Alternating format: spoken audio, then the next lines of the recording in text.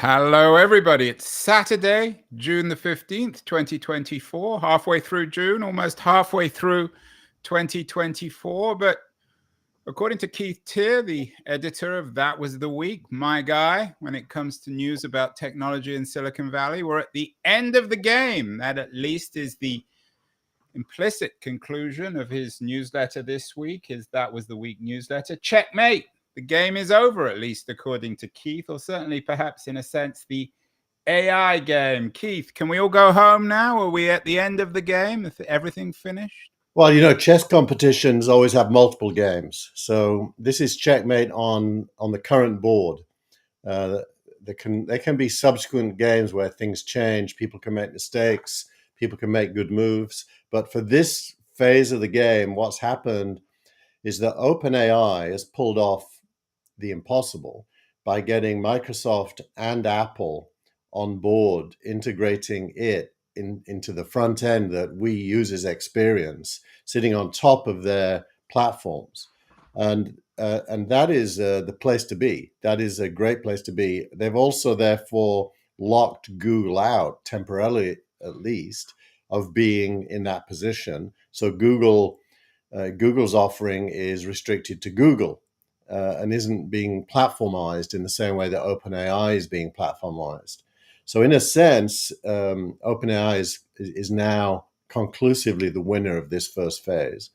One can draw conclusions about what might happen next. And in my editorial, I talk about rumblings already at Microsoft that they might want to build their own internal product.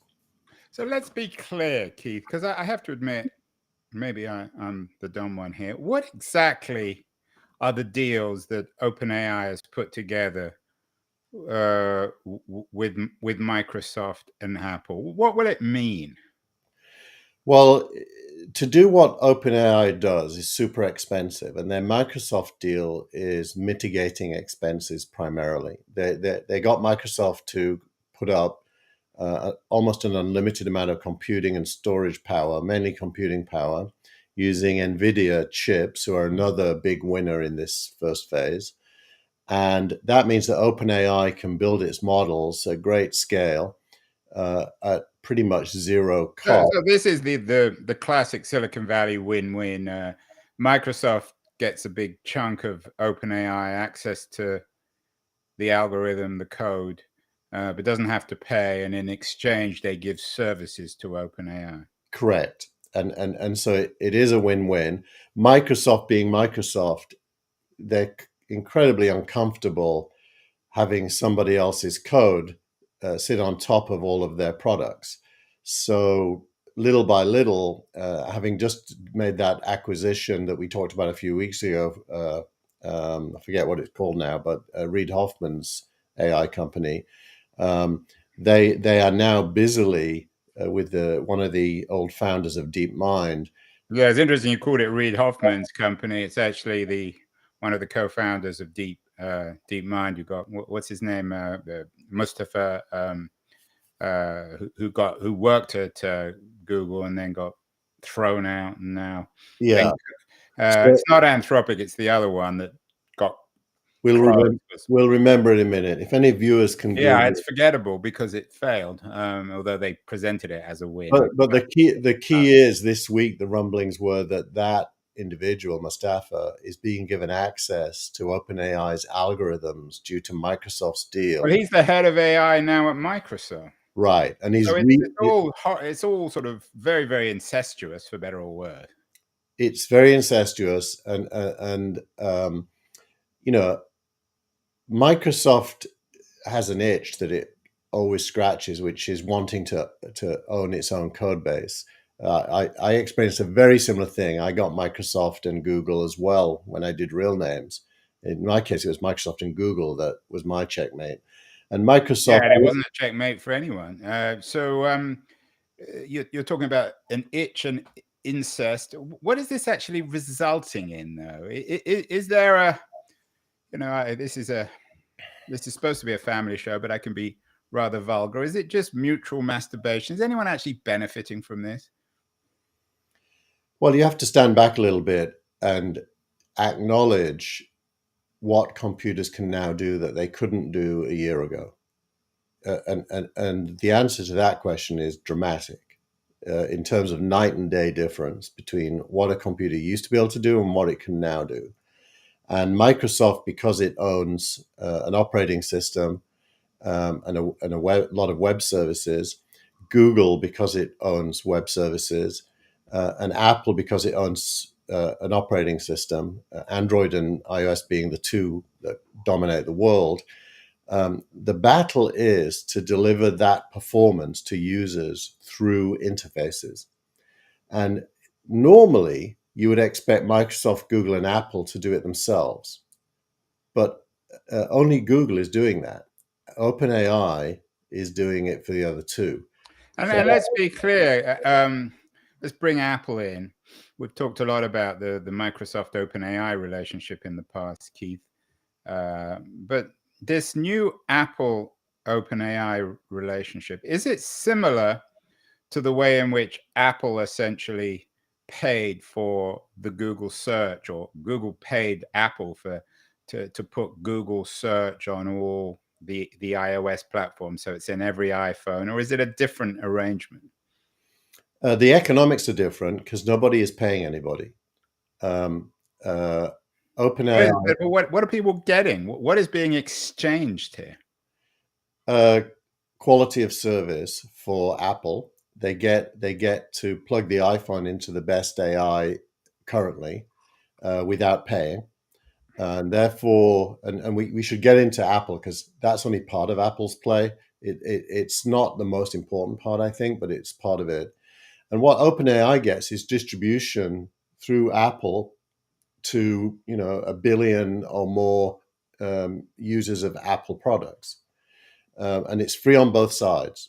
But this all sounds very biz devy, Keith, and we're in a frothy period in economics, so it's always the biz dev guys that do well and make the deals. But what will that actually mean to an iPhone user like me? I can already put the OpenAI app on my iPhone. How will this change the iPhone experience? The OpenAI deal won't change your iPhone experience if you're already savvy enough to have OpenAI on the app. Well, that's not very hard. You just download the app. Yeah, but if you look at the number of OpenAI downloads compared to the number of iPhones, it's about 10%. What this will do is give OpenAI 100%, and it will be built into Siri, so there's nothing. There'll be nothing new to do. So Siri will essentially be turned into, or Siri now be powered by OpenAI, and Apple have waved the white flag on AI and recognized that whatever powered Siri in the past was inadequate, and that they're upgrading it and using OpenAI. Yeah, the Apple Worldwide Developer Conference distinguished between two kinds of AI. You could think of it as world-facing or inward-facing. Inward-facing means on your Mac, on your iPhone, on your iPad, your own data. And outward-facing means asking questions about the world. And OpenAI owns the outward-facing.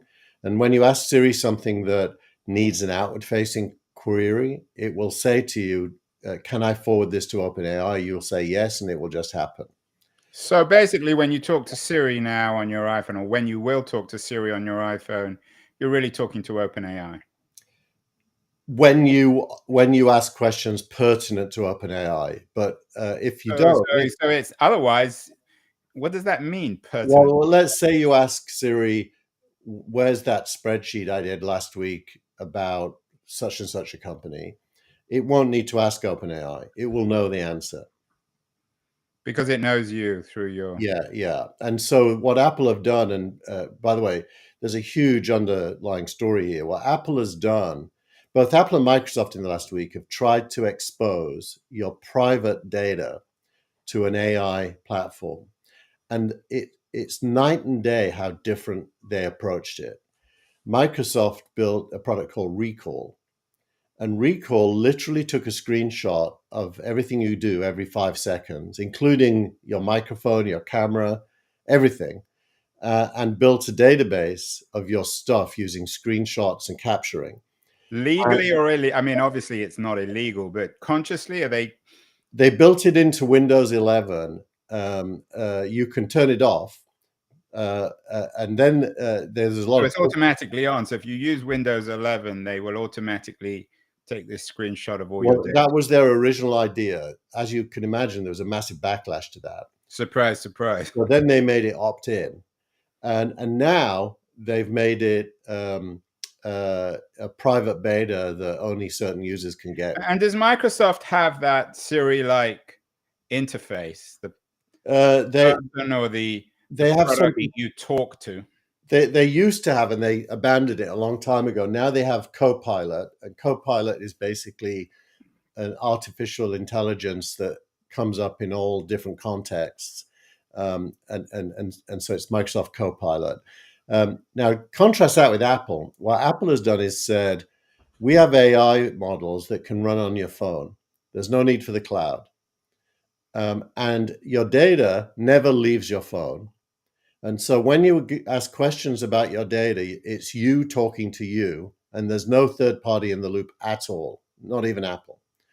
And so they've built this kind of secure, encrypted. But it's Apple. It's the real strength of Apple, which has always been, and so it's very much consistent with their way of thinking about their product. Yeah. Now they also recognize that there are times when you need more computing power than your phone has. So they've also launched the Apple Intelligence Cloud, which is also encrypted. And even Apple can't open the encryption. There's no keys for Apple to open it, so nobody can get to it. So what this suggests, Keith, is that history is really repeating itself. We're just going to go another battle between Apple and Microsoft's utilization of OpenAI technology. Yes, I think that's exactly right. No, but wait, all of the Apple stuff I just described is Apple's own code. They're not partnering with OpenAI there. They have built their own models. They're only partnering with OpenAI for things OpenAI is good at that Apple doesn't intend to address, which is everything that is not related to your data. If it's not related to your data, they'll let OpenAI answer. Like if you want to know what's the history of Byzantium Rome, that's an OpenAI question. But it's still a big bet. I mean, if you want to know the history of Byzantium Rome, you can still Google it on your iPhone, and you get reasonable response if you know your way around Google. They're betting, or somebody is betting, OpenAI is betting, that in the long run, if you want to know about Byzantium as Byzantium, you want to ask your Siri, and the response will be much better than if you use the traditional Google search, or the Google search on the iPhone. Yeah, I would separate out productivity from quality. The quality of the answers on Google, Google doesn't really do answers, right? It gives you 10 blue links. But if you do the work, you'll get to the answer. And Google wants to. Work isn't that hard. You just click on one of the links. Yeah, but you'd actually end up reading quite a few because. Well, you usually, if you want to know Byzantium, the first thing that will probably come up is Wikipedia, and you click on that. So it's not that big a deal. Well, compare that. It's like the difference between reading a book and having a highly accurate summary of a book. OpenAI will give you mostly, way less hallucination these days, by the way. It will mostly give you a very, very good answer that's a summary with all the right bullet points. It's linear. It's okay. So that you sound like you work for OpenAI, Keith. I'm not sure that will be as simple as you're presenting. Well, I know. I'll say that. But let's talk about the Byzantium one then. So let's say we know how you do it on Google on your iPhone. You go through probably Wikipedia and you click on the link and you read that. How will it work? You'll go to Siri and you'll say, "Tell me about Byzantium." And where will Siri be getting its information about Byzantium? From OpenAI? Siri explicitly will tell you it's going to OpenAI. It's ironic, Keith. My iPhone now is thinking that I'm asking it, Siri, which I never talk to it. So something creep is going on. Go on. So basically, Siri will. Shut up. No, I wasn't talking to you, Keith. I was talking to Siri. Siri will explicitly tell you it's forwarding your question. So look, I'll do it now.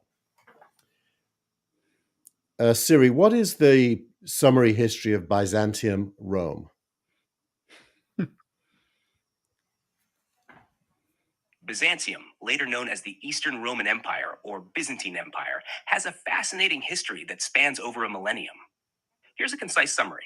Byzantium began as a Greek colony founded by Byzos around 657 BCE.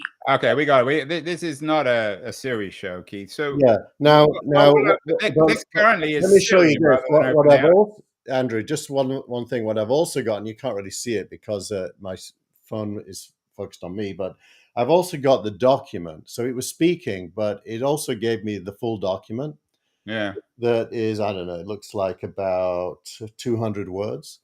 That gives me that summary.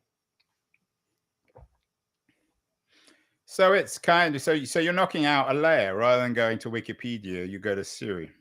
Yeah, you're knocking out a layer and some work. So in hours in the day wise, it's going to save you a lot. That's your phone. That's probably Siri telling you about Byzantium. And then, okay, so we got that. I'm still not convinced of its value. I'm still not convinced, certainly, that most people will either understand or have any real use for this. So let's get to Google. What's Google doing? Is it an alternative economy where Google is cooking its own and serving it up, whereas eating its own dog food, whereas Microsoft and Apple now are using the OpenAI technology to power their AI? That's right. I mean, Google's been at work for a long time on this, and like everyone else, was caught with its pants down last year when OpenAI launched. I hope not all of them. My wife works for Google. She wasn't caught with her pants down. Exactly. I hope not. It was a corporate pants down, Okay. not an individual one, but they were.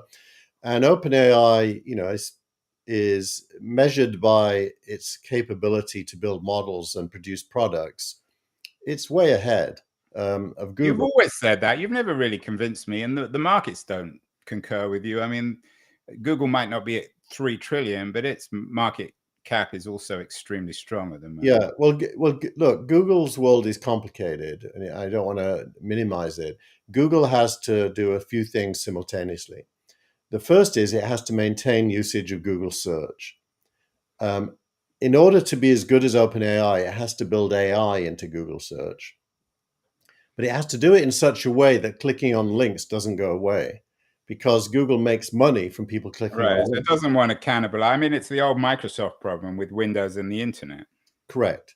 So Google has a much more complex chessboard. It's the innovators. I mean, it's the classic innovators dilemma. Yeah, and OpenAI has none of that.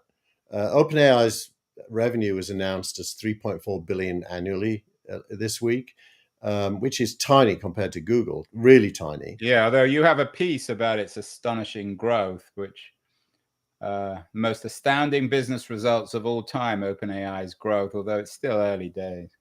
Still early days and still small compared to these big guys. But, if you were Google and you could pull it off, you would probably want to acquire OpenAI. Yeah, but that's not going to happen. I mean, even if they had the resources, it's certainly not something that would. They can't pull it off now. Well, they certainly couldn't pull it off with the regulators. I mean, Keith, what all this suggests to me is, I don't know what the word is to describe the beginning of a chess match. It's like the baseball analogy of what inning are we in? There's no checkmate here. The game has barely even started. Well, yeah, I agree with that. If you think of it as a championship tournament rather than a single game, I think the checkmate pertains to a single game, but there's still a championship being. What is the single game? The single game is who owns the primary user interface to users for current AI. And the answer is OpenAI, except for Google's interfaces. It's not there, but everywhere else. Well, but that's still a very significant exception. Plus, we have no idea of really the next Google, of the a couple of kids in the garage inventing something that will just astonish everyone and blow the market away. That can easily happen. That can easily happen, and that's why it's a very specific checkmate. But you've got to acknowledge that OpenAI, despite all of its troubles that we've talked about on this show, has played a great game. I mean, who would have bet that, if you go back 5 years, you wouldn't even have thought this kind of level of AI. And is this all this in parallel with all the corporate unrest, the resignation of some of its founders, the debate, to put it politely, about how OpenAI is being used? No, I think that's more symptomatic of the political canvas that this all sits on top of. OpenAI obviously throws up a lot of people claiming that the human race is at threat from AI's growth. And not to use modern language too much, but the more woke you are about tech, the more likely you're going to agree that there's a threat. And internally at OpenAI, because it started life as a not-for-profit based on a Human Progress Foundation, the employee base is made up of both opinions. Scientists who just are doing work, but also anti-scientists who fear for the human race. And I think what you're seeing with the change in personnel is all that shaking out, with the scientists winning. I'm still not convinced that this is the revolution that everyone seems to be talking about. Both the supporters, the naysayers, the people who believe that AI is apocalyptic, existential risk. I just don't see how it's going to. We already have AI with the internet. This is just a slightly more sophisticated version. Let me ask you a question. Do you think you use it enough to have that opinion? Well, that's a chicken and egg, Keith, because if I needed to use it, I would. I just don't need it. How is this going to dramatically change how most users, how most people use their iPhones or the internet? Well, it's really about getting tasks done. Let's take your week. Your week, how many interviews do you do a week? Too many. So let's say it's 10. Well, let's say one a day. Let's say one a day. Now, how much work do you have to put in ahead of an interview to be ready to do the interview? 15 minutes. Right. OpenAI will reduce that to 5 minutes. How do you know? Because I do it. I prepare for things all the time, and I use it to prepare, and it gives me citations, it gives me summaries, it massively saves me time, and so I bet you if you just turn it on your iPad and ask it about the person you're interviewing and the recent book they wrote or whatever it is, you'll be amazed how much more productive you become. Okay, so it's going to improve our productivity. Well, maybe you're right. Although there are, of course, still the pessimists. One of the more interesting pieces that you linked to in this week's newsletter is the Checkmate newsletter is one by Ted Joyer. Is Silicon Valley building Universe 25? A very dark vision of how we are falling into a dystopia. And you sent me this week, Keith. I got about 2 or 3 other people sending it to me, so it's clearly getting a lot of visibility. What does Ted Joyer fear? Yeah, Ted Joyer is becoming a bit of a thing, isn't he? Because he's basically a jazz. Yeah, I mean, he's an excellent writer on music. I've talked to him. I've always tried to get him on my show. He never seems to have time. Maybe he could use OpenAI, give him a bit more time to do other people's shows. But he's very, very good. He's a very, very talented music historian, and he's an abstract thinker, which is I think at a premium at a time when there's a lot of change. You need abstract thought, so he does think abstractly, and he discusses the human race as being in a state of what Durkheim called anomie, which is basically losing a sense of purpose in life, and he talks about the things you would need to have a sense of purpose being rules-based repetition.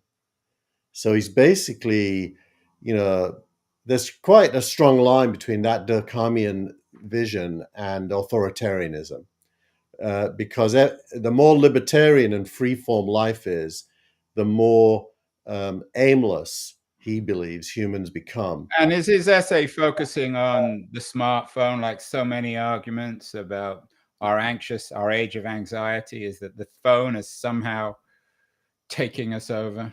It's not only the phone, it's really what you do on screens generally, which he is mainly focused on young people and mainly focused on social media, including TikTok. I mean, of course, he's describing something real. TikTok is a mindless entertainment stream that can last for hours if you allow it to. And so he's not entirely wrong in how he's describing things. So then the question becomes, is that a complete picture of the average brain of a social media user? Are these social media users really that robotic? Or are they actually consciously making choices that represent only a partial view of who they are and what they are and their life? He talks about suicide as well, by the way, as one of the consequences. Yeah, and Durkheim wrote a lot about that. So is this just 2.0 of Durkheim's criticism of industrial society? Digital industrial society is going to make us even more isolated, alienated, depressed? It is. I don't think there's anything original in the essay, but it does remind us of how repetitive human challenges are through the ages. Almost anything in civil society, which is a Gramscian word for life, almost anything in civil society that is a distraction from purpose, which is a Calvinist idea, this Calvinist idea of purpose. Anything that's a distraction from purpose is considered fundamentally damaging to human organization.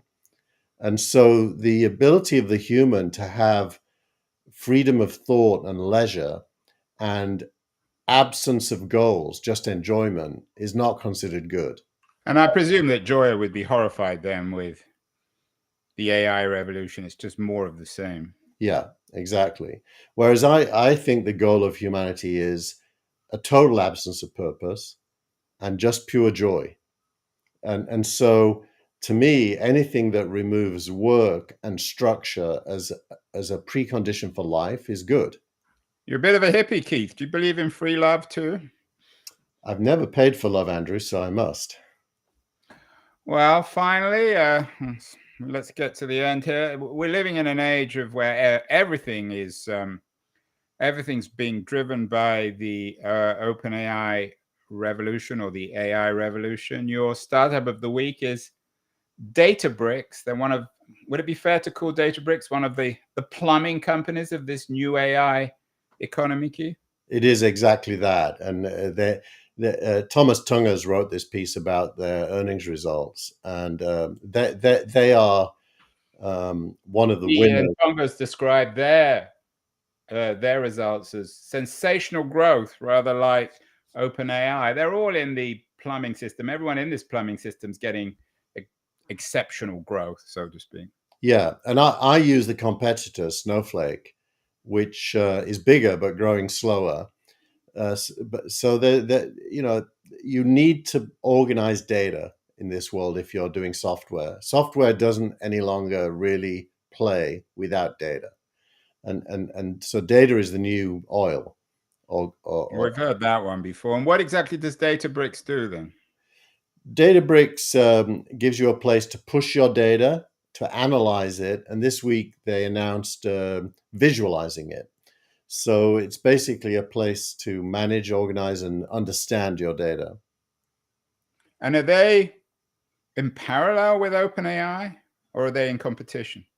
Neither. They're at a deeper level, mainly for enterprise customers, whereas OpenAI is building a platform for consumers, really, and everyone. Databricks is just a little piece of the jigsaw that deals with managing and organizing data. And it's mainly things like marketing data for e-commerce companies, things like that. Well, the jigsaw is all finished by the end on our big data show. Your X of the week is by Alex Kantrowitz. You've had him before. About $3 trillion companies, Microsoft, Apple, and NVIDIA. What's interesting about this, the fact that now we have $3 trillion companies? It's just symptomatic of the value in tech. Tech used to be small compared to the rest of the economy in GDP terms and value terms. And what's happening is, as billions of humans are plugged into tech, and as tech starts delivering things to humans that are must-haves more and more, the tech companies are getting bigger and bigger and bigger. It wasn't that long ago that we got the first $1 trillion company. Now they're 3 trillion. I've predicted that OpenAI will get to 10 trillion, which I think it will. And tech is that's it. Another word for value. It's where the value in human capabilities is going. Yeah, I think speculating on OpenAI being worth 10 trillion is rather silly. But going back to NVIDIA, I understand why Microsoft and Apple are valued so highly, because they're complex companies. They are the plumbing, but they're also the toilet and maybe the user.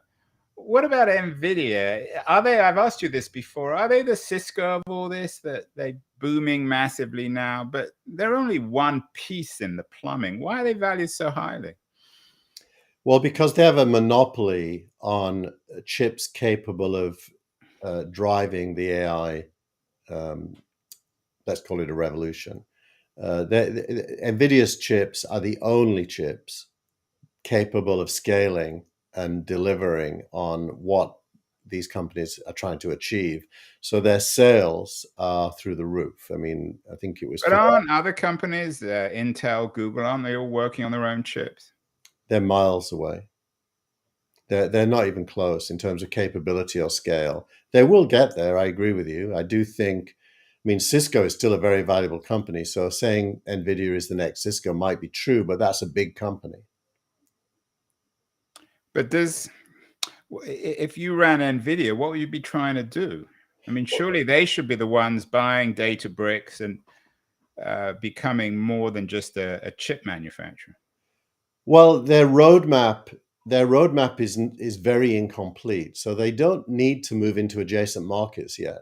They can grow much bigger just by keeping doing what they're doing. They've already announced the next 2 generations of their chips and what the capabilities will be, and that's the next 2 years worth. They kind of do an annual upgrade cycle, and the prices come down and the capability goes up. So it's a Moore's law phenomenon.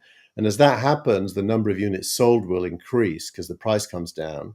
So their total addressable market is on fire.